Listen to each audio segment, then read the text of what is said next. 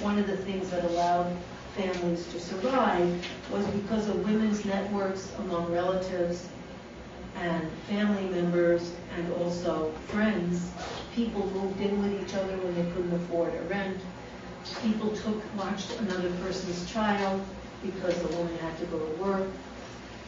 People brought over food when they knew someone was unemployed. Those networks are very frayed at this point and disappearing, as 3/4 of U.S. women now work outside of the home.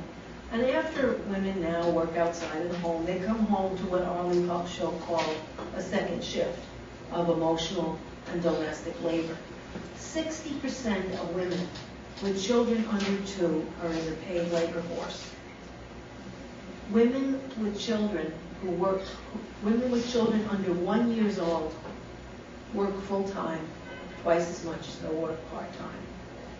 Almost 80% of women with children from 6 to 11 are in the labor force. And because there's no governmental support for American working mothers, 85% of children are in substandard child care. Now, what does that mean? Well, it means if they're under 2 during their age of the most important brain formation, they're often spending their days crowded in small spaces in wet diapers watching television. And they may not have adequate toys, adequate supervision, and we're talking about something that's disastrous for the American future. There's no federal regulation of U.S. daycares. There's federal regulation of manicurists and haircutters who need licenses. Daycare has no licensing in the United States. It did under Carter, and that was removed under Reagan. So the 15% of children, the 85% of children have substandard daycare, and 15% have substandard daycare. And so that what we're talking about is, we're talking about people who are an elite group of about 15% of children who are in daycares that cost approximately $25,000 a year. The 85% are in daycares that cost between $5,000 and $8,000 a year. About the tuition for a state college in many states. And so and these daycare payments take up to about 50% of working women's salaries. Those 15% getting quality child care pay at least $25,000 a year for a child in daycare in a quality child care center. At the same time as women are working full-time and sending their children by and large to inadequate child care and after-school care, or no after-school care, actually 72% of kids come home alone after school, starting at 11 years old, and that's when most crimes are committed by children and against children, the hours from the time they get out of school to the time that their parents come home. Well, still, 82% of child care and 70% of housework is still done by women alone after their days. And because of their work at home, married women's work week is 7 hours longer than their husbands, which is quite a few hours. And as a sort of shocking statistic, the average mother whose husband is unemployed still does more child care and more housework than her unemployed husband.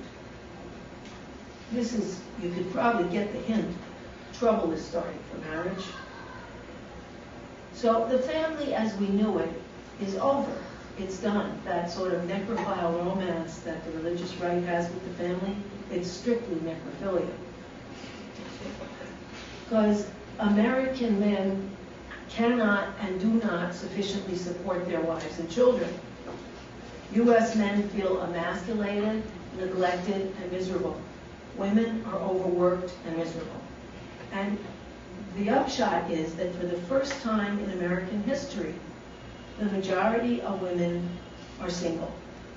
And they're not just single because their husbands find younger women. 2/3 of divorces now are initiated by women, which is also a novel development. Half of first marriages and 60% of second marriages end in legal separation. And the prediction rate for marriage is the divorce rate of marriages that are happening in the 1990s is that the divorce rate will be 67% for the first marriages. They're usually greater for the second marriages. And this, of course, doesn't take into account all those people who decide to separate and leave each other without the legal system being involved because they don't have property to worry about. Or all those people who are together, who have children, who are a couple, and then split without a declaration of law.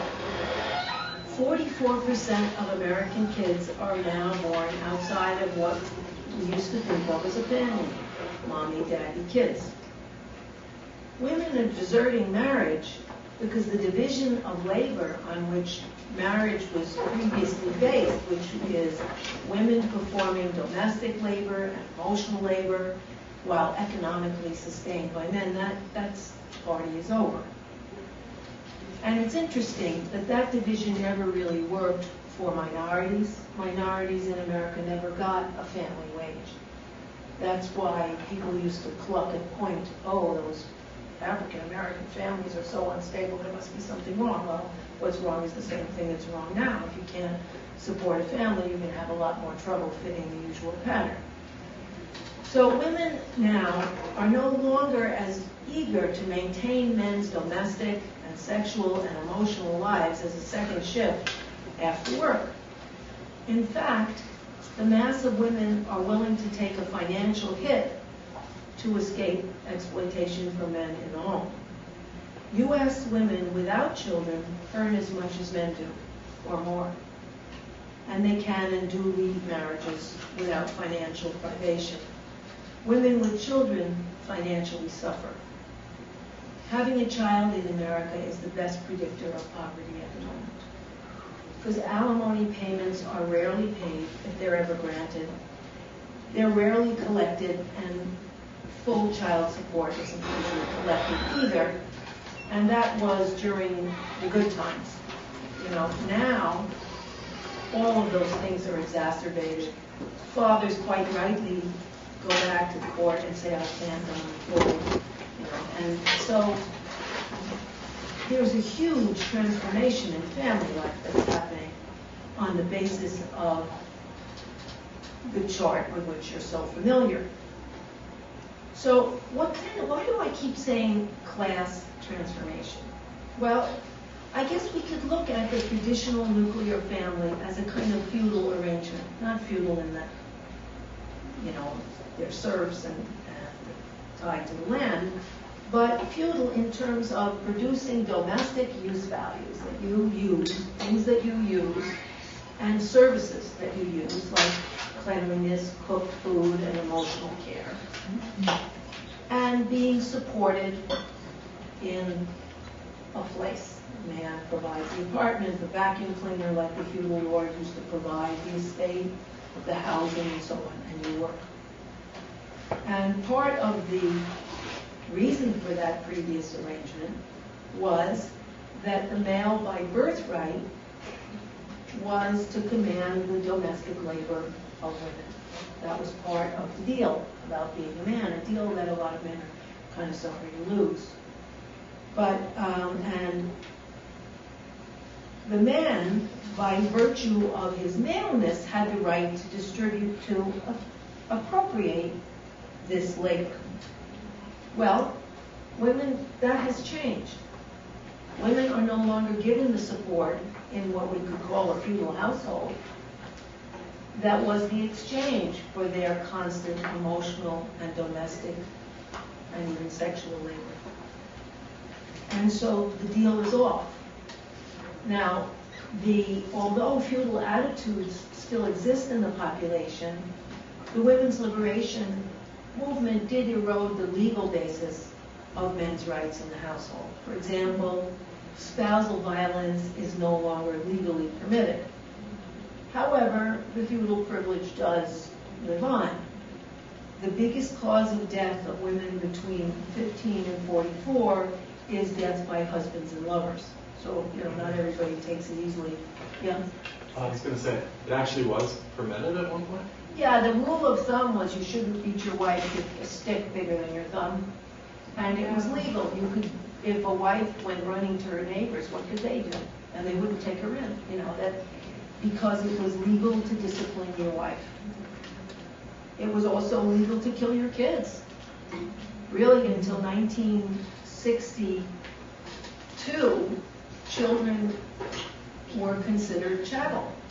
And what happened is, it wasn't nice to kill your kids, but if you brought your child dead to the hospital and said, Timmy fell down the stairs, well, they had to accept it. In 1962, the first article by Kemp et al.